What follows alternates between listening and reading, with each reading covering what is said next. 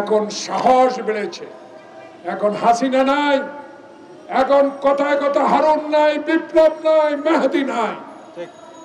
সময় ক্ষেপণ করলে আপনার সাথে ঘাপটি মেরে যারা ওই সচিবালয়ে বসে আছে, যারা প্রধান উপদেষ্টার কার্যালয়ে বসে আছে, এরা আবার ষড়যন্ত্র শুরু করতে পারে। এদেরকে রুখে দিতে হবে। বাংলাদেশের আন্দোলনরত সকল দলের সাথে কথা বলা আপনি শুরু করেছেন, অভিনন্দন আপনাকে। নিউ ইয়র্কের মাটিতে বাংলাদেশের কথা তুলে ধরেছেন।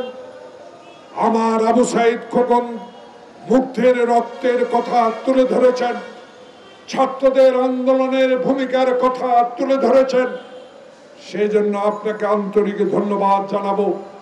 একজন মুক্তিযোদ্ধা হিসাবে, একজন রাজনৈতিক কর্মী হিসাবে বাংলাদেশের মানুষ আপনার কাছে প্রত্যাশা একটি, আওয়ামী লীগ যেন বাংলাদেশে আবার ক্ষমতায় এসে বাংলাদেশের অধিকার ক্ষুণ্ণ না করতে পারে।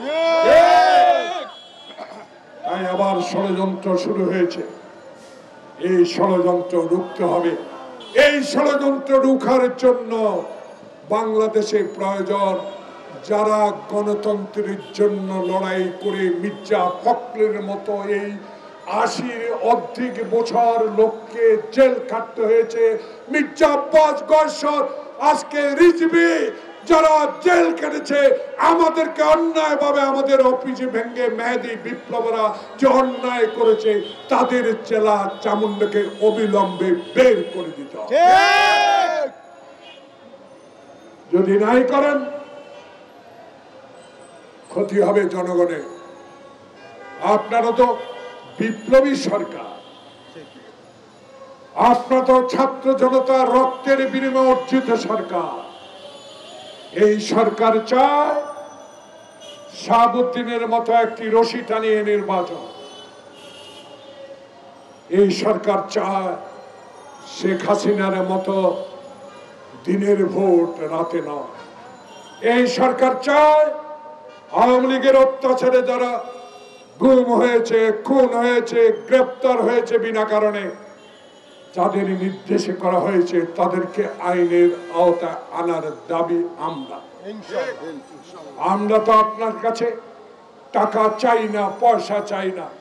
এখনো টাকার বাহাদুরি করে বাংলাদেশের গার্মেন্ট শিল্পকে ধ্বংস করার জন্য সালাম মুর্শিদের গঙ্গেরা, সালাম মুর্শিদের মেয়ে এখনো বিজিএম এর ডাইরেক্টর কি করে থাকে, এটাই জনগণ জানতে চায়। একে ধ্বংস করে দিয়েছে, তারা আবার নতুন করে চাঙ্গা হচ্ছে। এই অশান্তি সৃষ্টির জন্য কারা?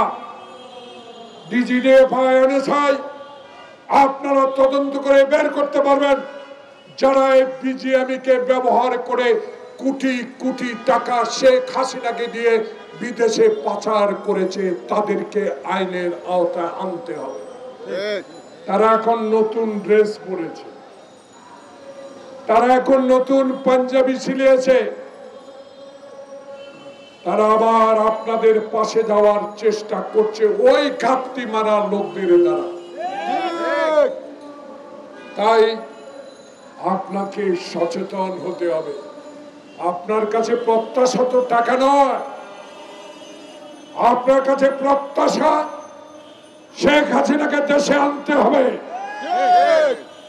শেখ হাসিনা যে অবিচার করেছে, বিচার বিভাগকে ধ্বংস করে দিয়েছে, যেই দুইজন তারেক রহমানকে সাজা দিয়েছে বিনা কারণে, খালেদা জিয়াকে সাজা দিয়েছে, বহাল তবিয়তে এখনো আছে হাইকোর্টে। প্রিয় ভাইয়েরা, জনগণ বলা শুরু করেছে, আমার কথা নয়, সত্যি কথাগুলো মানুষ বলা শুরু করেছে। কারণ এখন সাহস বেড়েছে, এখন হাসিনা নাই, এখন কথায় কথা হারুন নাই, বিপ্লব নাই, মেহেদী নাই।